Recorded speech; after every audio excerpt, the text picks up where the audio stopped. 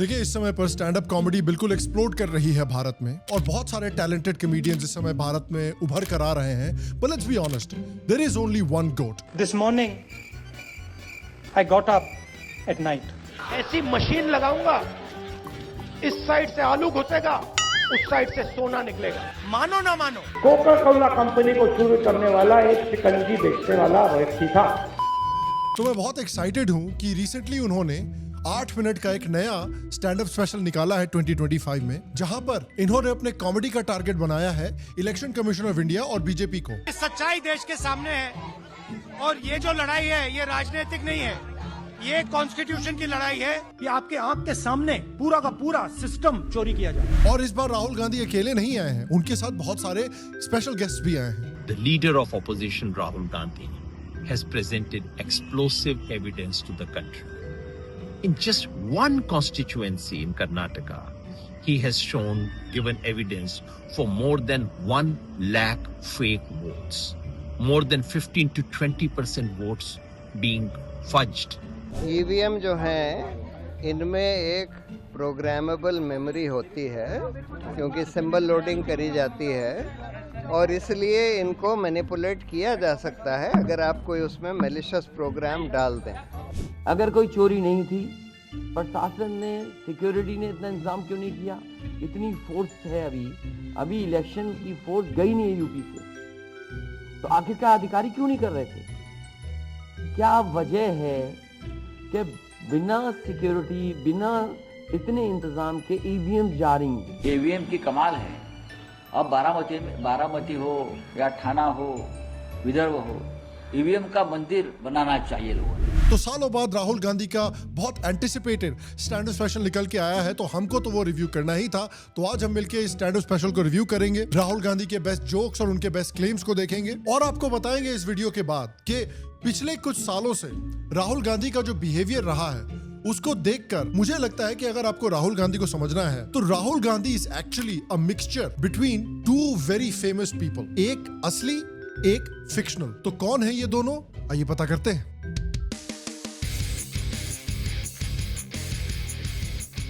Hello और शाम Sharma show के इस एपिसोड में आपका बहुत बहुत स्वागत है. मैं हूं सेक्युलरिज्म का सीईओ शाम शर्मा और आप सबको एक सेक्युलर प्रणाम. तो राहुल गांधी का रीसेंट स्टैंड अप स्पेशल जो आया है वो इलेक्शन कमीशन के बारे में है.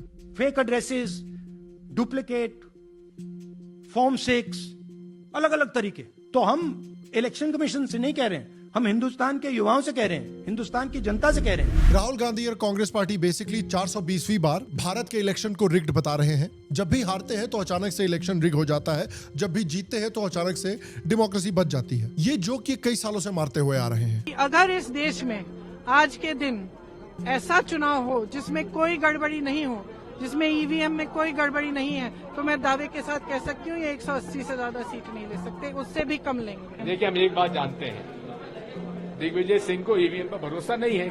खत्म. Alvi says EVMs too can be remotely hacked. Congress says Modi can hack EVMs with the help of Israel. यार पता नहीं इजराइल की टेक्नोलॉजी को क्या हो गया है. हरियाणा में हैक हो जाता है ईवीएम लेकिन कर्नाटका में फेल हो जाता है. आंध्रा में हैक हो जाता है ईवीएम लेकिन तेलंगाना में फेल हो जाता है. 2024 में कांग्रेस को आपने 99 सीटें दे दी यार हैक करके. मतलब ऑनेस्टली इजराइल की टेक्नोलॉजी यार बहुत खराब हो गई है आजकल. ऑनेस्टली गवर्नमेंट ऑफ इंडिया को इजराइल को डंप करना चाहिए और किसी दूसरे देश की टेक्नोलॉजी को अडॉप्ट करना चाहिए जो थोड़ा बेहतर परफॉर्म करे इनके लिए. फनी बात तो ये है कि कुछ सालों पहले इलेक्शन कमीशन ऑफ इंडिया ने एक ओपन चैलेंज इशू किया था सारे नेशनल पार्टीज को कि आप आइए, हम ईवीएम आपके सामने रख देंगे, आप इसको हैक करके दिखा दीजिए. शॉकिंगली ये कांग्रेस पार्टी जो 24 घंटे चीखते चिल्लाते रहते हैं कि ईवीएम हैक हो रहा है, ईवीएम हैक हो रहा है, इन्होंने इलेक्शन कमीशन के ओपन चैलेंज को रिस्पॉन्ड ही नहीं किया. मतलब ये तो वही बात हुई कि आपका जो दोस्त है जो हमेशा आपको डींगे हाँकता रहता है कि देखिए मैं जिम में 200 किलो बेंच प्रेस कर लेता हूँ, लेकिन जैसे ही आप उसके साथ जिम में जाते हो कि हाँ भाई करके दिखा, वो बोलता है कि नहीं यार आज एक्चुअली बहुत बुरी शोल्डर इंजरी हो रखी है वरना मैं कर देता. हाँ बेटे, जब मैं तेरे साथ जिम में जाता हूँ तभी तेरे को शोल्डर इंजरी हो जाती है. लेकिन इस बार जो स्टैंड अप स्पेशल निकाला है राहुल गांधी ने, उसमें वो कह रहे हैं कि देखिए मैं हवा में बात नहीं कर रहा, मेरे पास सॉलिड प्रूफ है. बड़े एयरपोर्ट बनेंगे, किसान सीधा जाके अपना माल एयरपोर्ट में बेचेगा. नहीं ऐसा वाला नहीं, मतलब असली वाला प्रूफ. वोट चोरी हो रही है और अब हमारे पास ओपन एंड शट प्रूफ है कि इलेक्शन कमीशन वोट चोरी में इन्वॉल्व है. और मैं लाइटली नहीं बोल रहा हूं, मैं 100% प्रूफ के साथ बोल रहा हूँ। राहुल गांधी ने एलेज किया है कि महाराष्ट्र और हरियाणा इलेक्शंस में पोलिंग बूथ कुछ अलग एस्टिमेशन दे रहे थे रिजल्ट के और रिजल्ट अलग आया है, यानी इलेक्शन स्कैम है। Exit polls, opinion polls saying one thing, you saw in the Haryana election, you saw in the Madhya Pradesh election, and then suddenly the result going in a completely different direction with massive swings. And this also included our own internal polling, which is quite sophisticated. So polling was showing us something, opinion polls are showing us something, polls, the regular polls showing us something, and suddenly we are finding the result is in the opposite direction. फिर तो यार उस हिसाब से तो Lok Sabha election में सब लोग बहुत डिफरेंट रिजल्ट प्रिडिक्ट कर रहे थे और रिजल्ट आया कुछ और। तो क्या लोकसभा का इलेक्शन कांग्रेस ने हैक कर लिया? और अगर इलेक्शन रिग्ड है ही तो महाराष्ट्र में कैसे रिग हो जाते हैं और कर्नाटका में कैसे रिग नहीं होते हैं? फिर हरियाणा में रिग हो जाते हैं लेकिन तेलंगाना में फिर रिग नहीं होते हैं।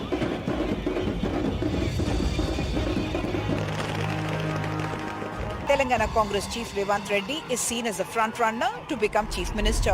और फिर वापस हरियाणा, दिल्ली और महाराष्ट्र में रिग हो जाते हैं। The BJP has claimed its third state win in Haryana's assembly elections. This is a great win and the BJP has reclaimed the capital after 27 long years. BJP Sena NCP has won the Maharashtra elections, and how?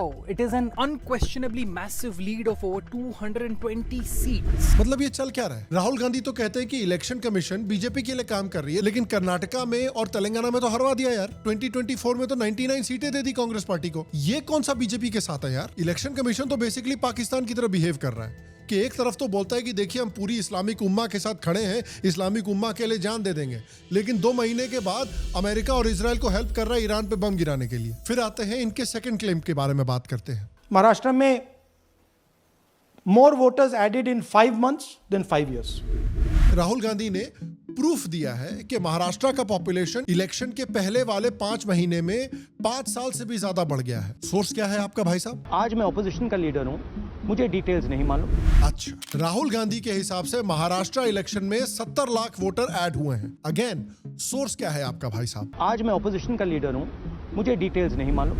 अच्छा, जबकि election commission के data के according Maharashtra election के 5 महीने पहले महाराष्ट्र के electors में 48 लाख लोग ऐड हुए थे और 8 लाख लोग डिडक्ट हुए थे। इसका मतलब इलेक्टर्स में नेट एडिशन 40 लाख लोगों का हुआ था, जबकि 2019 और 2024 के बीच में 1.2 करोड़ इलेक्टर्स ऐड हुए थे, जिसका मतलब approximately 3 times the 40 lakh number. और ऑब्वियस सी बात है कि इलेक्शन के 5 महीने के स्पैन में ज्यादातर लोग अपना इलेक्शन कार्ड रजिस्टर करवाते हैं जैसे जैसे इलेक्शन पास आते जाता है। ये हर स्टेट के इलेक्शन में होता है, नेशनल इलेक्शन में होता है। This is very normal process. लेकिन राहुल गांधी इसको रिकॉग्नाइज नहीं करना चाहते। उल्टा वो कहते हैं कि देखिए, इलेक्शन कमीशन ने मल्टीपल वोटर्स को सिंगल एड्रेस पे रजिस्टर कर दिया है और उन्होंने एग्जांपल दिया है। एक एग्जांपल दिया है जिसमें 80 वोटर्स को एक सिंगल एड्रेस पे रजिस्टर किया गया था, बट यहां पर भी वो गलत निकले। लेके जाते हैं तो कोई बड़ा एक अलग कमरा लोग नहीं लेते हैं, एक कमरे में शेयरिंग बेसिस पर बहुत से लोग रह रहे होते हैं, उसी में वो भी रहने लग जाते हैं। हाउस नंबर 35 के ओनर जो है, ये इंपॉर्टेंट है कि ओनर कौन है। ओनर है जयराम रेड्डी नाम के एक व्यक्ति। इनके भाई गोपाल रेड्डी हमको मिले और इंडिया टीवी को उन्होंने बताया कि ये सब लोग जिनके नाम राहुल गांधी बता रहे हैं, ये सब लोग पास की बनी आईटी कंपनियों में सिक्योरिटी गार्ड या फिर हाउस हेल्प का काम करते हैं। इन कंपनियों में काम करने के लिए आईडी प्रूफ जरूरी है। मकान मालिक से लीज एग्रीमेंट लेकर इन्होंने अपना वोटर आई कार्ड बनवा लिया और उस वोटर आई कार्ड की जरूरत इनको वोट डालने से ज्यादा इस बात के लिए है कि मैं नौकरी पे दिखा पाऊं। लेकिन ये लोग ज्यादा समय एक जगह पर नहीं रहते, कुछ ही महीनों में ये मकान खाली कर देते हैं, कहीं और काम की तलाश में निकल जाते हैं। लेकिन वोटर आई कार्ड इसी मकान में बना हुआ था और वो बना रहता है और वो बहुत सारे लोगों का बना रहता है। इसके अलावा फिर वो अलेज करते हैं कि इलेक्शन कमीशन पॉलिटिकल पार्टीज को इलेक्शन लिस्ट नहीं देता है। Voter list is the property of this country. The election commission refuses, absolutely refuses to give us the voter list. Doesn't give it to political parties, gives it in a form where it simply cannot be analyzed.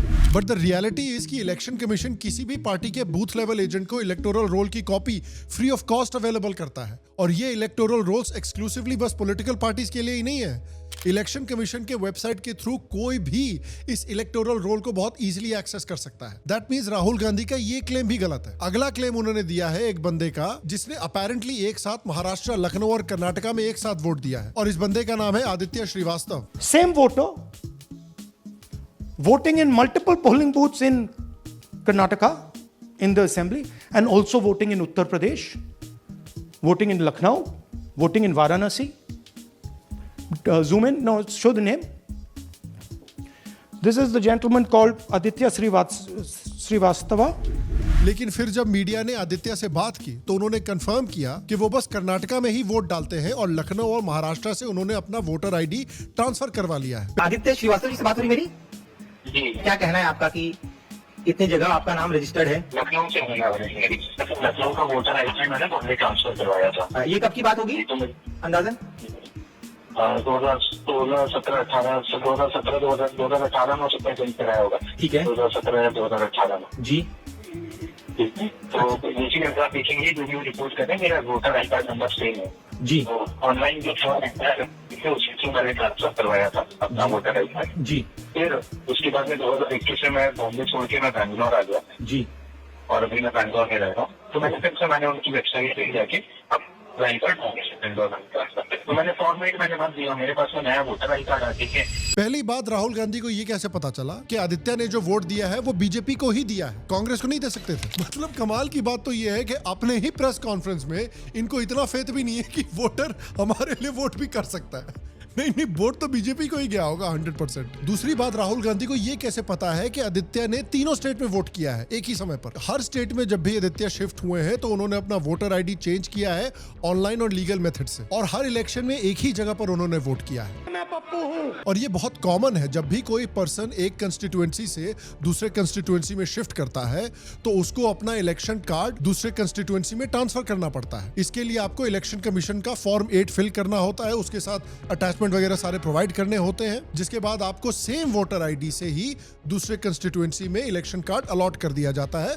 बस transfer हो जाता है, basically उसी तरह transfer हो जाता है जैसे हर बार इलेक्शन हारने के बाद राहुल गांधी 1 महीने के लिए थाईलैंड ट्रांसफर हो जाते हैं। मानो ना मानो, कई सारे केसेस में जो माइग्रेंट्स हैं ये फॉर्म 8 फिल आउट नहीं कर पाते हैं और मैनुअल प्रोसेस की वजह से ये लोग इलेक्शन कमीशन के सर्वे में भी ग्रैब नहीं हो पाते हैं, या फिर अगर किसी ने फॉर्म भरा भी है तो मैनुअल प्रोसेस की वजह से उसका नाम और आईडी 2 लिस्ट में आ सकता है। लेकिन इसका ये मतलब नहीं है कि ये लोग एक साथ 2 जगह वोट कर रहे हैं। इनको सिर्फ अपने डेजिग्नेटेड स्टेट या यूनियन टेरिटरी के अंदर पर्टिकुलर वोटिंग बूथ के अंदर ही वोट करना अलाउड है। और एज अ पॉलिटिशियन जो इंडिया के सबसे बड़े पॉलिटिकल फैमिली में पैदा हुआ है, जिसको अपेरेंटली चुनाव की बहुत नॉलेज है, मैं राजनीतिक परिवार में पैदा हुआ। जब मैं छोटा सा था 1980 में प्रियंका और मैं घर में लेई बनाते थे, रात को निकलकर पोस्टर चिपकाते थे। चुनाव समझता हूं। अच्छा, 20 साल से मैं स्वयं चुनाव लड़ रहा हूं। ब्रदर, इतना अगर आप इलेक्शंस को समझते हैं तो 1-2 जीत भी जाते तो अच्छा रहता।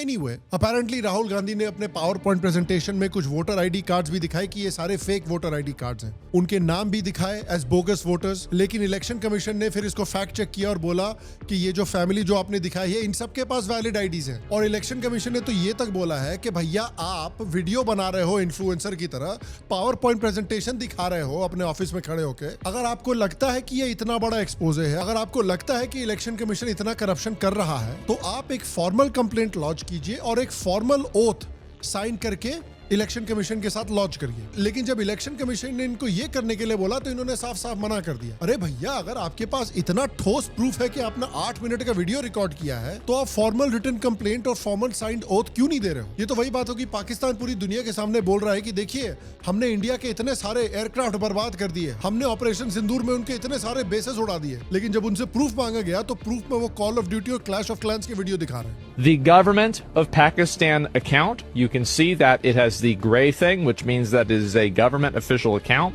You can see that this is the official Twitter account of the Pakistan government. Your very first stop for the latest policy announcement, information, news on Pakistan. And they tweeted out, this is that account, tweeted out, this is from a video game. Literally from a video game.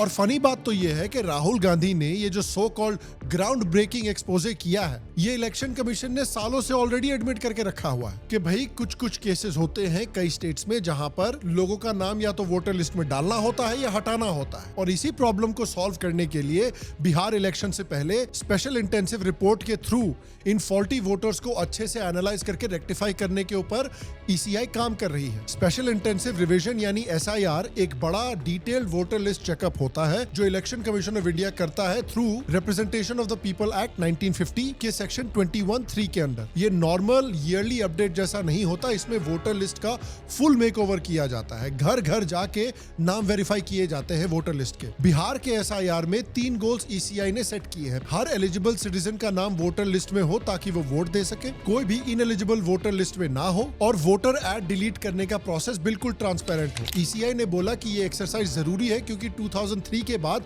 Bihar का last ऐसा revision हुआ था और बीच में बहुत changes आए हैं। Urbanisation हुई है, बहुत सारे लोगों ने माइग्रेट किया है, नए यंग वोटर्स एलिजिबल हुए हैं, बहुत लोगों की डेथ हुई है, और इलीगल इमिग्रेंट्स बांग्लादेश से आए हैं, उनको भी हटाना है लिस्ट में से। सुप्रीम कोर्ट ने भी क्लियरली बोला है कि ईसीआई को फुल पावर है एसआईआर करने का। कोर्ट ने कहा कि सिटीजन और नॉन सिटीजन को वोटर लिस्ट में ऐड या रिमूव करना ईसीआई का काम है, जबकि सिटीजनशिप देना या कैंसिल करना पार्लियामेंट का डोमेन है। और आर्टिकल 324 के अंडर ईसीआई की ड्यूटी है कि सिर्फ एलिजिबल सिटीजन ही वोट करें।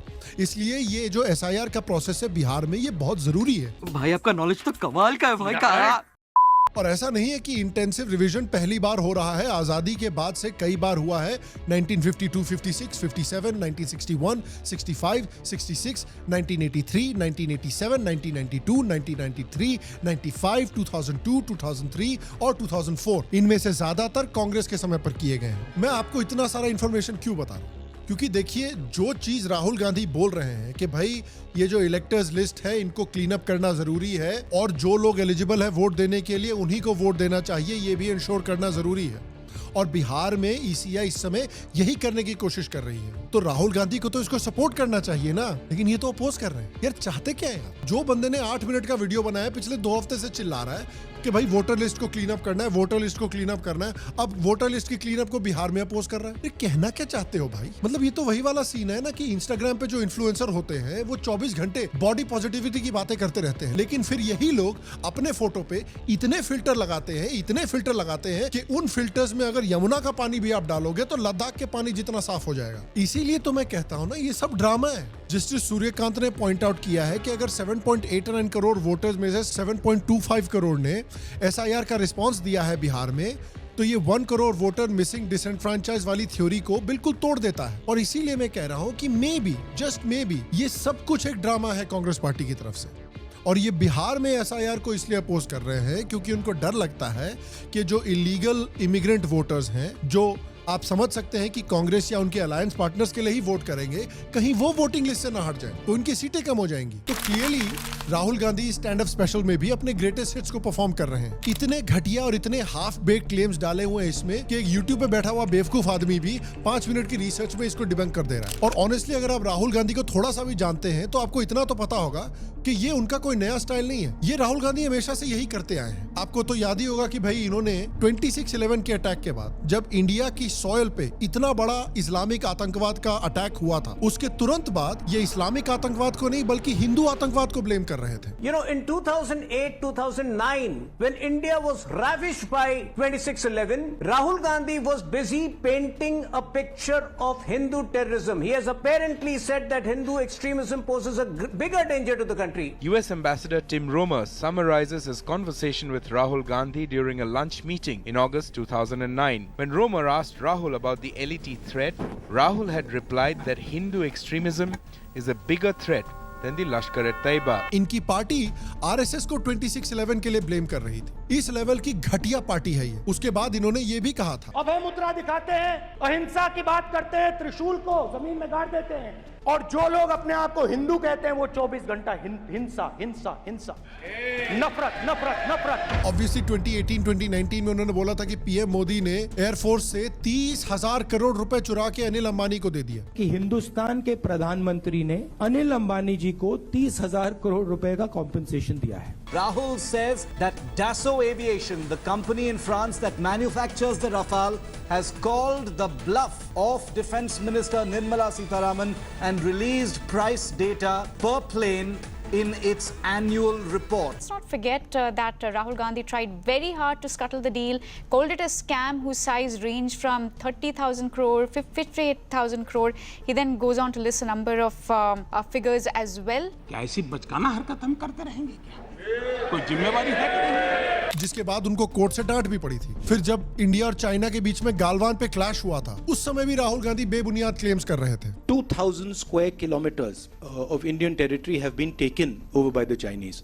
Many of these patrolling points that used to be in Indian territory are now firmly in Chinese hands. और ये क्लेम इतना बेबुनियाद था कि सुप्रीम कोर्ट से फिर से इनको डांट पड़ी। जब बीजेपी ने सर्जिकल स्ट्राइक करवाई थी पाकिस्तान में, उसके बाद ये भाई साहब पाकिस्तान का साथ दे रहे थे और सर्जिकल स्ट्राइक का प्रूफ मांग रहे थे। सर्जिकल स्ट्राइक की बात करते हैं कि हमने इतने लोग मार गिराए, लेकिन प्रमाण कुछ नहीं, केवल झूठ का बुलंदा से ये राज कर रहे हैं। बस केवल मीडिया में सर्जिकल स्ट्राइक हो गया, क्या इससे जनता को तसल्ली होगी?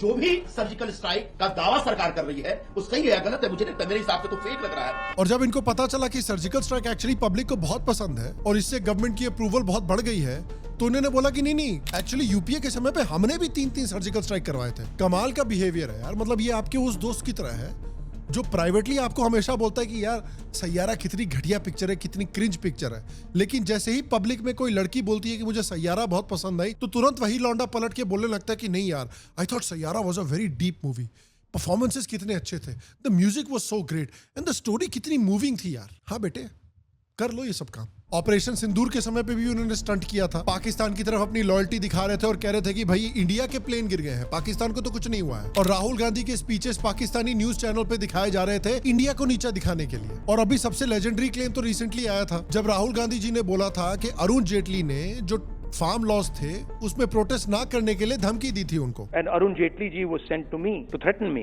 and he said, you know, if you carry on down this path, opposing the government, fighting us on the farm laws, we will have to act against you. Amazing thing is कि farm laws जो है वो 2020 में लाए गए थे, लेकिन problem ये है कि अरुण जेटली जी का स्वर्गवास 2019 में हो गया था। My late father Arun Jaitley threatened him over farm laws. Let me remind him, my father passed away in 2019. Farm laws were introduced in 2020. ये आपको आत्मा वाला केस है क्या? आत्मा ही थी। अब देखिए, ये सब चीजें मैं आपको इसलिए बता रहा हूँ, मैं आपको समझाना चाहता हूँ कि राहुल गांधी किस तरह के इंसान है। कि राहुल गांधी इलेक्शन हमारे चोरी हो रहे हैं इस वाले इशू पे इतना हंगामा इसलिए खड़ा कर रहे हैं। उन्होंने अपने करियर में इतने सारे बेसलेस क्लेम्स इसलिए किए हैं, खासकर ऐसे क्लेम्स जो 2 मिनट में डिबंक हो सकते हैं। इसीलिए मैं आपको एक चीज समझाना चाहता हूँ राहुल गांधी के बारे में। मैंने आपको कहा था कि राहुल गांधी जो हैं वो बेसिकली 2 बहुत फेमस पर्सनालिटीज का मिक्स है, एक रियल है, एक फिक्शनल है। तो अगर आप राहुल गांधी का दिमाग समझना चाहते हैं या उनकी पर्सनालिटी को समझना चाहते हैं तो इन दोनों पर्सनालिटीज को आपको समझना पड़ेगा। पहले फिक्शनल पर्सनालिटी की बात करते हैं। इस फिक्शनल पर्सनालिटी के साथ राहुल गांधी की बहुत सारे डिस्टर्बिंग सिमिलैरिटी है। राहुल गांधी और वो फिक्शनल पर्सनालिटी है Geoffrey from game of thrones. Game of thrones आपको पता ही है, एक बहुत ही फेमस टीवी शो था और जॉफ्री वहां पर उसका एक नोटोरियस विलन था जिसको पूरी दुनिया हेट करती थी। और सरप्राइजिंगली राहुल गांधी और जॉफ्री के बीच में बहुत सारी सिमिलैरिटीज हैं। As a Lannister, supposed Baratheon, and heir apparent to the Iron Throne, Joffrey was afforded all the luxuries and comforts of a child of his station, and that alone may have been well enough to spoil him rotten, her precious king-to-be who could do no wrong and deserved the world. So not only does Joffrey get what he wants, but Joffrey can do as he pleases with virtually no repercussions. Geoffrey की तरह ही राहुल गांधी पूरी तरह से spoiled रॉटन है। उनको लगता है कि भाई उनका गॉड गिवन बर्थ राइट है भारत के ऊपर राज करना, और क्योंकि उनकी पार्टी और उनकी फैमिली ने उनको स्पॉइल करके रखा हुआ है, वो बिना किसी अकाउंटेबिलिटी, बिना किसी रिस्पॉन्सिबिलिटी, बिना किसी रिपरकशंस के कुछ भी बोलते और कुछ भी करते रहते हैं। ऐसे ही जॉफ्री बिहेव करता है, ऐसे ही राहुल गांधी बिहेव करते हैं। राहुल गांधी का बिलीफ है जॉफ्री की तरह ही कि भाई उनके फादर, उनकी ग्रैंड मदर और उनके ग्रेट ग्रैंडफादर वो सब भारत के प्राइम मिनिस्टर रह चुके हैं, इसीलिए उनका भी गॉड गिवन राइट है कि वो इस देश के ऊपर राज करें। और उनको सबसे ज्यादा जलन इस बात की है कि एक चाय वाला उनसे ज्यादा भारत के लोगों का फेवरेट है और हर इलेक्शन में उनको बार-बार हरा देता है। And Joffrey is fond of proclaiming himself to be a great warrior in waiting, a man who's going to sweep the battlefields and the lists once he comes into his own, foolishly believing that his untrained self, by virtue of his blood and station alone, will conquer all before him as one favored by the gods. और इसीलिए उनको इस बात से इतनी नफरत है कि एक चाय वाले ने आके उनका बर्थ राइट उनसे ले लिया है और वो जॉफ्री की तरह ही लैश आउट करते हैं और क्रूअल और पेटुलेंट तरह से बिहेव करते हैं। नमस्कार मोदी जी, थोड़ा सा घबरा गए क्या? नॉर्मली आप बंद कमरों में अदानी जी, अंबानी जी की बात करते हो। नरेंद्र सरेंडर। बीजेपी आरएसएस वालों को अब मैं अच्छी तरह जानता हूँ, इन पर थोड़ा सा दबाव डालो, थोड़ा सा धक्का मारो, डर के भाग जाते हैं ये लोग। तो वो अपनी जेलसी की वजह से और एक स्पॉइल्ड चाइल्ड होने की वजह से क्रूअल तो है ही, लेकिन थोड़े स्टूपिड भी है, जस्ट लाइक जॉफरी। एक और चीज जो वो जॉफरी के साथ शेयर करते हैं is that just like Joffrey he is a coward. आप देखिए, जब भी कोई पॉजिटिव रिजल्ट होता है कांग्रेस पार्टी के लिए तो वो हमेशा पहुंच जाते हैं क्रेडिट लेने के लिए, लेकिन जब भी कांग्रेस हारती है तो गायब हो जाते हैं भाई साहब। कभी भी वो ब्लेम नहीं लेना चाहते, वो हमेशा अपने पार्टी वर्कर्स को भेज देते हैं मीडिया का सामना करने के लिए जब भी उनकी पार्टी हारती है, और वो खुद थाईलैंड गायब हो लेते हैं। राहुल गांधी जी अमेठी से हारे तो वायनाड पहुंच गए, लेकिन प्रदेश बदल देने से नीयत नहीं बदलती, भावनाएं नहीं बदलती हैं। लेकिन एक तरीका है कि Rahul Gandhi is even worse than Joffrey, क्योंकि गेम ऑफ थ्रोन्स सीरीज में जॉफरी एक 14 साल का बच्चा है, राहुल गांधी तो ऑलमोस्ट 60 साल के दादाजी हैं यार, और ये आदमी एक 14 साल के पेट्यूलेंट स्पॉइल्ड बच्चे की तरह बिहेव करता है। और ये आदमी इतना चिढ़ता है कि एक चाय वाले ने इनका बर्थराइट इनसे छीन लिया है और भारत की जनता इस चाय वाले के लिए वोट कर रही है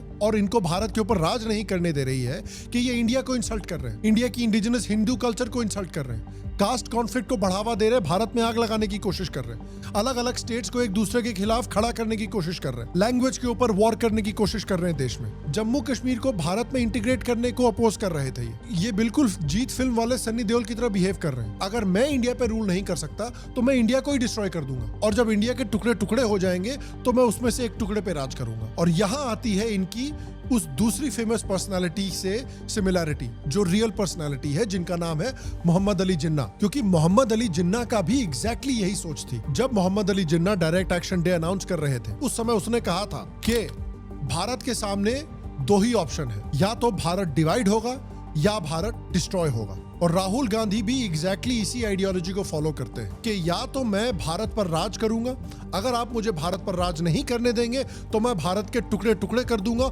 और उनमें से एक टुकड़े पर मैं राज करूंगा। और इसलिए बहुत सारे लोग हैं जो कहते हैं कि इंडिपेंडेंट इंडिया का जिन्ना असदुद्दीन ओवैसी है। मैं नहीं मानता, असदुद्दीन ओवैसी की आइडियोलॉजी भी डेंजरस है, लेकिन मैं मानता हूं कि इंडिपेंडेंट इंडिया का असली जिन्ना राहुल गांधी है। और मैं आपसे पूछना चाहता हूं कि आपको राहुल गांधी का स्टैंड अप स्पेशल कैसा लगा, और सेकंड, क्या आप मुझसे अग्री करते हैं कि राहुल गांधी इंडिपेंडेंट इंडिया के जिन्ना और जॉफरी के मिक्सचर है? नीचे कमेंट सेक्शन में मुझे जरूर बताएं। और अगर आपको आज का एपिसोड पसंद आया है और राहुल गांधी के बारे में आप हमारे दूसरे वीडियोस भी देखना चाहते हैं तो नीचे डिस्क्रिप्शन में क्लिक करें, या फिर यहाँ पर क्लिक करके आप वो बाकी वीडियोस भी देख सकते हैं। मैं आपसे अगले एपिसोड में मिलूंगा, तब तक स्वस्थ रहें, सुखी रहें, फिर मिलेंगे।